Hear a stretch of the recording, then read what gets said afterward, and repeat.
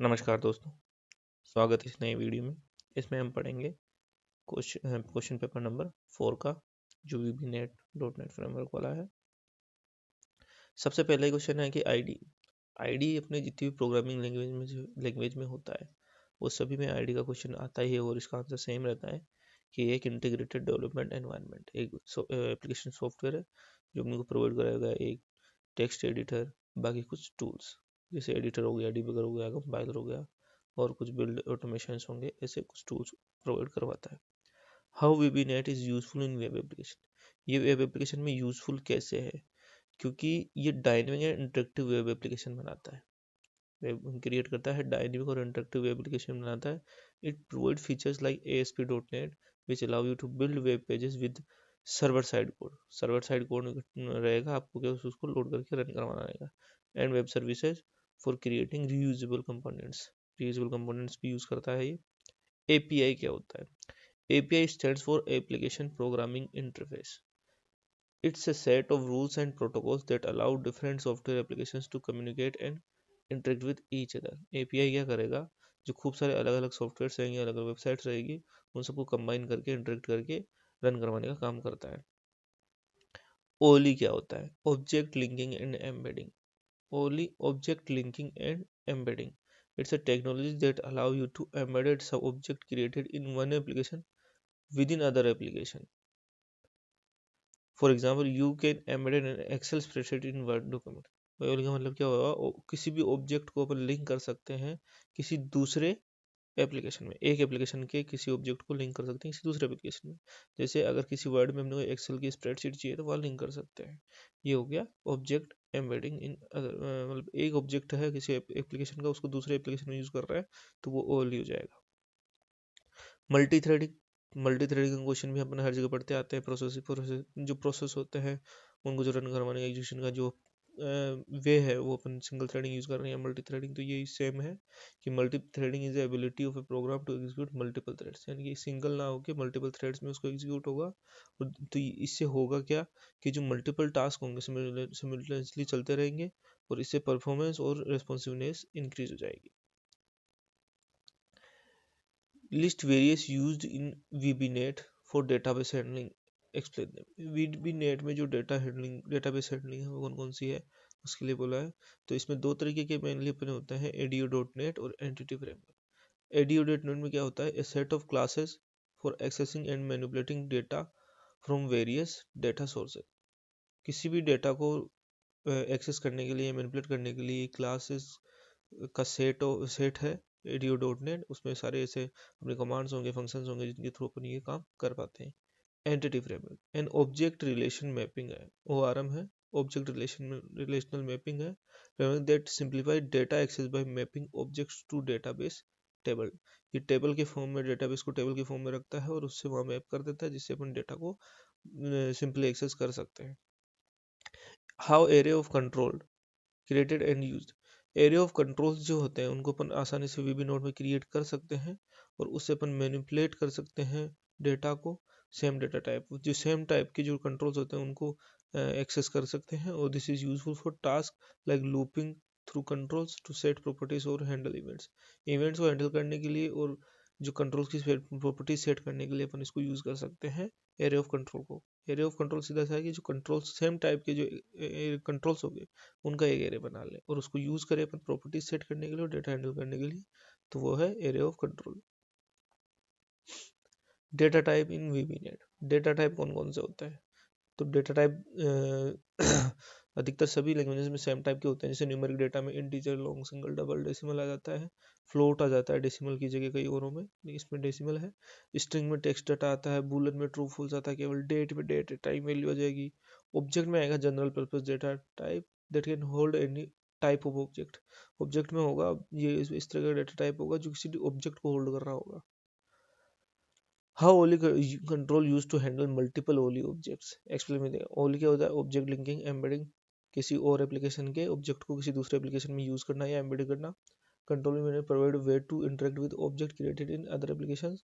To handle multiple OLE objects you can use an array of OLE, यानी कि multiple OLE को handle करने के लिए अपने को एरे ऑफ OLE यूज करना पड़ेगा। एग्जाम्पल हो गया जैसे create an array of OLE control, OLE array का, ओली कंट्रोल्स का अपन ने एरे बनाया, dim my OLE controls 5 array ले, 5 का अपन एरे बनाएंगे आगे चल के, as ax showwave fix object dot ax showwave flash.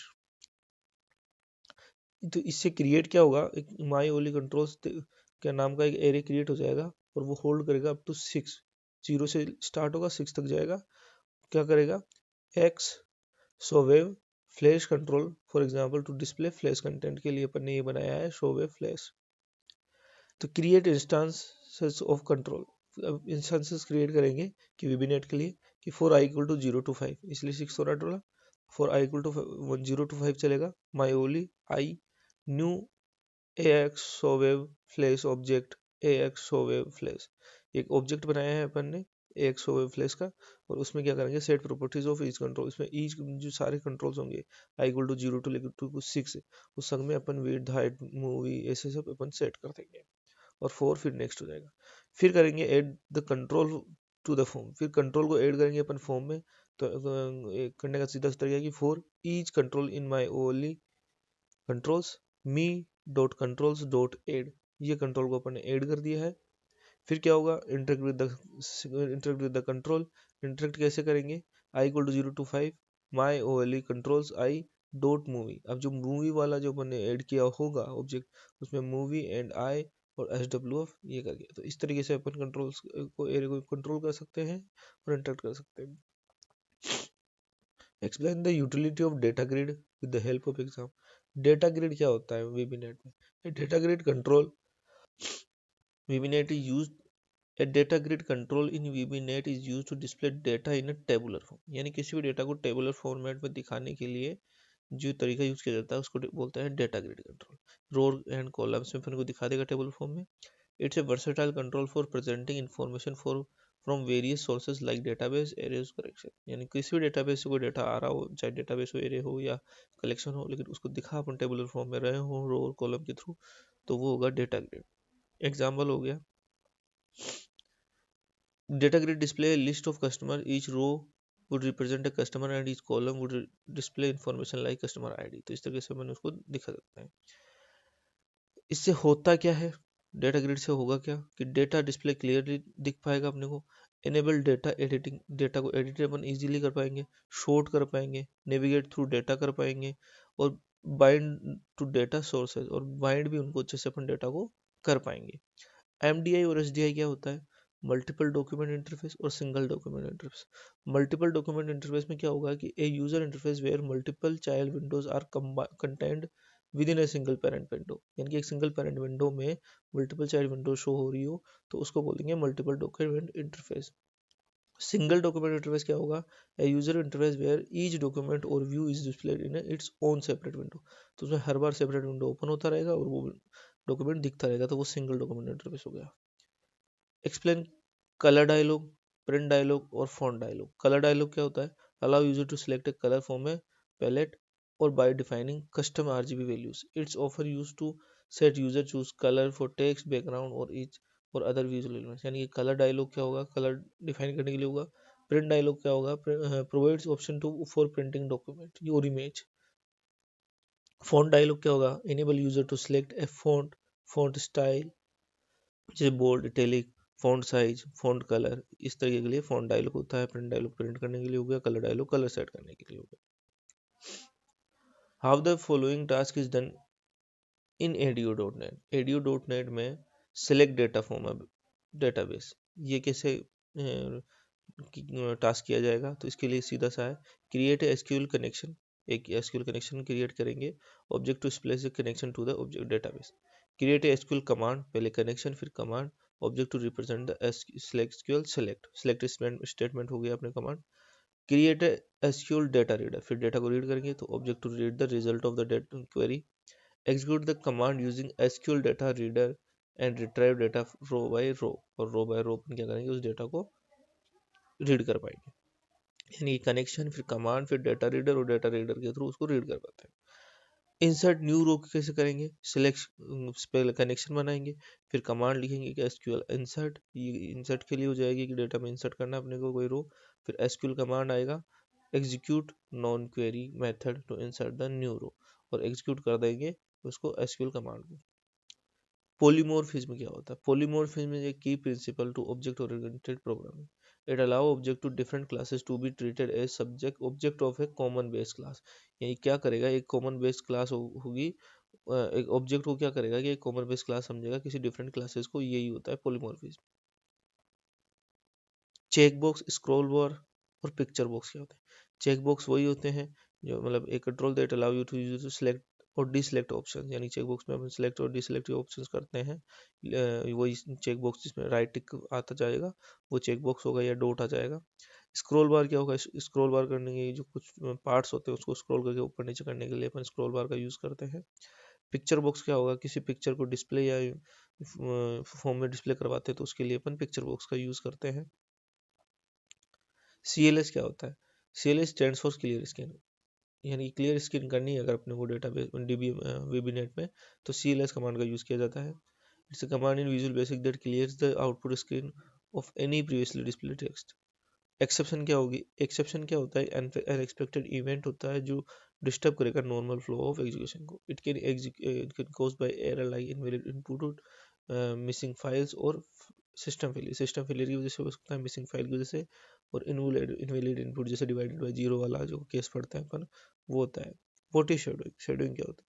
Shadowing, अगर मैंने variable declare in inner scope, किसी इनर स्कोप में कोई वेरिएबल डिक्लेयर हुआ है, लाइक मेथड और लूप में भी हो सकता है, has the same name as variable in an outer scope. मान लीजिए किसी क्लास में आउटर स्कोप में जो वेरिएबल था उसी सेम नाम का अपन ने किसी लूप के अंदर बना दिया है, तो उस टाइम पे वो क्या हो जाता है? शेडोइंग हो जाती है। कलेक्शन क्या होता है? कलेक्शन एक group of object that can accessed and manipulated as a single unit, जैसे एरे हुआ, लिस्ट हुआ, डायरेक्टरीज हुआ, डिक्शनरीज हुआ। कलेक्शन क्या होगा? जैसे एरे को अपन पढ़ते हैं कि सेम डेटा टाइप का कलेक्शन है एरे, तो वैसे एरे, लिस्ट, ये सब कलेक्शंस के अंदर काउंट होते हैं। मैसेज बॉक्स क्या काम आता है वीबीनेट में? तो मैसेज बॉक्स एक मैसेज डिस्प्ले करता है, जैसे okay, cancel, yes, no, retry, try again, ऐसे जो मैसेज आते रहते हैं अपने, वो मैसेज बॉक्स रहता है, वो मैसेज बॉक्स का काम होता है। एक्सप्लेन डिफरेंस बिटवीन सब प्रोसीजर एंड फंक्शन प्रोसीजर। सब प्रोसीजर क्या होता है और फंक्शन प्रोसीजर क्या होता है? सब प्रोसीजर क्या होगा? Perform a set of actions but doesn't return a value. सब प्रोसीजर क्या होगा? हेल्प करने के लिए होगा, ये मेन जो अपना एग्जीक्यूशन होता है उसमें पार्टिसिपेट नहीं करता है, ये कोई भी वैल्यू रिटर्न नहीं करेगा। It is use to task like displaying messages, manipulating controls और एग्जीक्यूटिंग ए सीरीज और स्टेप्स। जैसे अपना मैसेज बॉक्स है वो सब प्रोसीजर में आएगा। फंक्शन प्रोसीजर में क्या होगा? Perform a set of actions and return a value, ये अपना मेन रिटर्न देगा वैल्यू में, मेन फंक्शन ये करेगा। It is use when you need to calculate something, जैसे किसी कैलकुलेशन करवा रहे हैं तो उस टाइम ये होगा। Different operators, arithmetic operator, comparison operator, logical, concatenation operator, joining करवानी हो स्ट्रिंग को उसके लिए असाइनमेंट ऑपरेटर इक्वल हो जाता है। ये सब ऑपरेटर्स होते हैं जो सी प्लस ऑपरेटर होते हैं, लगभग वही सेम इधर अपने होते हैं। अगर किसी VB नेट में किसी आइटम को ऐड करवाना है तो उसके लिए कमांड क्या लिखते हैं? तो लिस्ट बॉक्स 1 है, जैसे मान लीजिए लिस्ट बॉक्स बना रहा हूँ या चेक बॉक्स बना रहे होते हैं, तो उसमें डॉट आइटम ऐड करना है तो dot items dot add item, ये जो आइटम होगा वो ऐड जाएगा। ऐसे करके अपन मल्टीपल आइटम्स ऐड कर सकते हैं। रिमूव करने के लिए लिस्ट बॉक्स डॉट आइटम, केवल अपने को रिमूव कीवर्ड लगाना पड़ेगा, और लिस्ट कौन सा अपने को हटाना है कि लिस्ट बॉक्स 1 में सिलेक्टेड इंडेक्स यानी कि आइटम 1 या जो भी है इंडेक्स उसको हटा सकते हैं। What is assembly? Explain type of assembly. Assembly क्या होती है? An assembly is a reusable unit of development and versioning in net dot net, यानी कि डेवलपमेंट और वर्जनिंग का जो डॉट नेट है खूब सारा उसको रीयूज कर रहे हैं, उस वही it's a collection of files like compile code, resources, meta data, इन सब का कलेक्शन होगा, उसी को कहेंगे असेंबली। इन सबको असेंबल करके यूज कर रहे हैं तो उसे कहेंगे असेंबली। सिंगल फाइल असेंबली और multi file assembly. Single file assembly में तो रहेगा कि ये जो सारी फाइल्स है वो एक ही कंबाइंड सिंगल फाइल में आ रही हो, और मल्टी फाइल असेंबली में क्या होगा कि जो कंपाइल कोड है, रिसोर्स है, मेटा डेटा, ये सब अलग अलग फाइल्स में हो। What are various access modifier? Access modifier सीधा पब्लिक, प्राइवेट, प्रोटेक्टेड, फ्रेंड और प्रोटेक्टेड फ्रेंड। ये वही है कि किसी डेटा को एक्सेस कौन कर सकता है कौन नहीं कर सकता, उस चीज़ को डिफाइन करने के लिए अपने एक्सेस मॉडिफायर का यूज़ करते हैं। पब्लिक में ये होता है कि कोई भी एनीवेयर उसको एक्सेस कर पाएगा। प्राइवेट में होगा कि within the same class access होगा। प्रोटेक्टेड में क्या होगा? Accessible within the class और derived class, within the class होगा और डेराइव्ड क्लास में होगा प्रोटेक्टेड में। फ्रेंड में क्या होगा कि जो उसका फ्रेंड होगा वो एक्सेस कर पाएगा सेम असेंबली को। और प्रोटेक्टेड फ्रेंड क्या होगा, accessible within the same assembly और डेराइव्ड क्लासेस, और जो उसका डेराइव्ड फ्रेंड होगा उसी में एक्सेस कर पाएगा। मेथड ओवरलोडिंग क्या होता है, किसी भी मेथड में पैरामीटर्स डिफरेंस हो और फंक्शन सेम हो तो उसको बोलते हैं मेथड ओवरलोडिंग। मतलब ये कह सकते हैं किसी मेथड का नाम सेम हो जबकि उसके पैरामीटर डिफरेंट होते हैं तो उसको बोलते हैं मेथड ओवरलोडिंग। इससे कोड की यूजिबिलिटी बढ़ जाती है ताकि अपने को बार बार दूसरे मेथड्स का यूज नहीं करना पड़ता, पैरामीटर के हिसाब से अपना जो कोड इनपुट होगा उसके हिसाब से या पैरामीटर के हिसाब से वो आउटपुट दे देता है। What is the property of property procedure, how to create it. Property procedure क्या होता है, A property procedure provides a control way to access and modify the value of a property। यानी किसी प्रॉपर्टी की value को modify करने के लिए, एक्सेस करने के लिए प्रॉपर्टी प्रोसीजर होता है। It execute the logic and getting and setting the property value. ये क्या करेगा, लॉजिक और गेटिंग और सेटिंग द प्रॉपर्टी वैल्यू। इसको लॉजिक सेट और गेट और सेट करने के लिए होता है। कैसे लिखाएंगे, पब्लिक प्रॉपर्टी माई प्रॉपर्टी नाम से अपन ने बनाया है as string get return my property field. पहले अपन ने गेट रिटर्न गेट किया है, एंड गेट हो गया, फिर सेट करेंगे value string my property field equal to value, यहाँ अपन वैल्यू दे देंगे, फिर एंड सेट हो जाएगा, एंड प्रॉपर्टी हो जाएगी। What is immediate window in VB NET, what are advantage. Immediate window क्या होती है वेबीनेट में, उसके एडवांटेजेस क्या है। The immediate window in Visual Basic dot net is a powerful debugging tool. ये क्या है, एक पावरफुल डिबगिंग टूल है that allow you to execute code and display the result immediately. किसी भी कोड के रिजल्ट को डिस्प्ले करने के लिए इमीडिएट विंडो यूज किया जा सकता है, और ये डिबगिंग टूल है पावरफुल। क्यूब टेस्ट कर पाएंगे, इससे अपन एक्सप्लोर कर पाएंगे ऑब्जेक्ट्स को, सेटिंग ब्रेकआउट कर पाएंगे, ब्रेक पॉइंट सेटिंग के जो ब्रेक पॉइंट्स है उनको देख पाएंगे, इवैल्यूएशन एक्सप्रेशन एग्जीक्यूटिंग कमांड्स को अपन मैनेज कर पाएंगे इस चीज से। एडवांटेजेस ये सारे गए।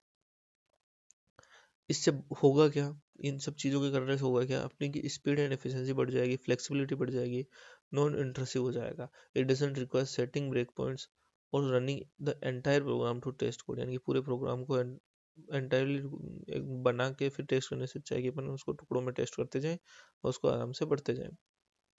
लर्निंग टूल भी इसको अपन बोल सकते हैं। डीएलएल क्या होता है, DLL is a special type of dynamic link library है that acts as a wrapper और कंटेनर ऑफ अदर डीएलएल्स। यानी कि दूसरे डीएलएल्स को एक रैपर या कंटेनर होता है डीएलएल सेल, यानी खूब सारे डीएलएल्स का एक कॉम्बिनेशन होता है। It provide a standardized interface for accessing the functionality of one or more encapsulated डीएलएल्स। यानी कि खूब सारे जो डीएलएल होंगे उन सबके जो इंटरफेस है या जो फंक्शंस है उनको यूज कर पाएंगे अपन डीएलएल सेल के थ्रू। This can simplify development and maintenance by abstracting away the complexity of interfacing interacting with multiple DLLs. और ये क्या करेगा, डायरेक्टली एक्सेस कर लेता है अपने को अंदर के, उसमें कोड क्या लिखा है क्या लिखा नहीं लिखा है उसको अपने को ध्यान में नहीं रखना होता है। तो इससे एब्स्ट्रैक्शन जो अपना है वो भी लागू हो जाता है और डीएलएल की शेल के थ्रू इसको यूज कर सकते हैं। की फीचर ऑफ डीएलएल क्या है, सेंट्रलाइज मैनेजमेंट हो जाता है, सभी डीएलएल्स का एक सिंगल डीएलएल बन जाता है, वर्जनिंग कंट्रोल हो जाता है, रिड्यूस डिपेंडेंसीज हो जाती है, डिपेंडेंसी रिड्यूस हो जाती है, सिक्योरिटी बढ़ जाती है, कोड की रीयूजेबिलिटी हो जाती है। कॉमन यूज कैसे होंगे, जैसे component library to encapsulate collection of related DLLs into a single manageable unit. Component library बन जाएगी अपनी एक सिंगल, उसको एक डीएल सेल को अपन इंसर्ट करेंगे, उससे सारे डीएल उसमें आ जाएंगे।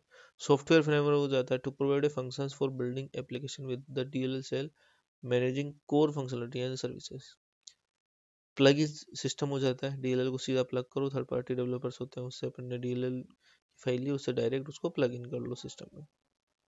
Basic debugging technique, debugging is the process of identifying fixing errors or bugs in software code। debugging ये होता है, here are some basic debugging techniques कौन कौन सी है, स्टेप बाय स्टेप एग्जीक्यूशन, यानी कि अपन लाइन बाय लाइन एग्जीक्यूशन करते जाएं और उसको डिबग करते जाएं। ब्रेक पॉइंट, अपन ने कुछ पॉइंट्स बना दें कि अपने कुछ स्पेसिफिक टास्क के बाद एक ब्रेक पॉइंट लगाया, वहां तक उसको कोड को अपन एग्जीक्यूट करें और उस पॉइंट तक अपन एग्जीक्यूट करके उसको एग्जामिन करके फिर उस वहाँ पर अपन कोड को वापस से सही कर सकते हैं। watch window, you can add variable or expression to the watch window to monitor their values during execution। ये अपन watch window के थ्रू उसको उसी टाइम इमीडिएटली भी अपन उसको देख देख के उन्हें चेंजेस कर सकते हैं और अपने कोड को सुधार सकते हैं। इमीडिएट विंडो अपन ने ऊपर पढ़ाई है, ये डिबगिंग टूल है एक बहुत पावरफुल, ये बहुत ही सही रहता है। Error message, pay close attention to error message generated by the compiler run time. जो एरर मैसेजेस आते हैं, these message can provide valuable clues about the location and nature of the error, ये भी अपने को एरर मैसेज दिखा देगा कि कौन सी जगह अपना एरर आ रहा है, कौन सी लाइन में आ रहा है। लॉगिंग होता है, टेस्टिंग एंड वैलिडेशन, इसके थ्रू अपन एरर्स को डिफाइन कर सकते हैं। Explain structure exception. Structure exception क्या होता है? अगर एक्सेप्शन अपने स्ट्रक्चर के या लेआउट की वजह से आ रहा हो तो वो होता है structure exception. Exception is a type of exception that occur when there is a problem with the structure or layout of data in memory. This can happen due to various reasons such as invalid memory access, invalid memory access की वजह से हो, stack overflow की वजह से हो जाए, memory में जो स्टैक्स बने होते हैं उसमें ओवरफ्लो हो जाए, कि recurring calling function without a proper base case leading the stack running out of space. Access violation, attempting to access memory that is not accessible to the current process or thread. मान लीजिए कोई process है, उसको अपन ने वो allot कर दी है memory, लेकिन वो उसको एक्सेस नहीं कर पा रहा है, तो उस टाइम वो मेमोरी लोकेशन हो जाता है।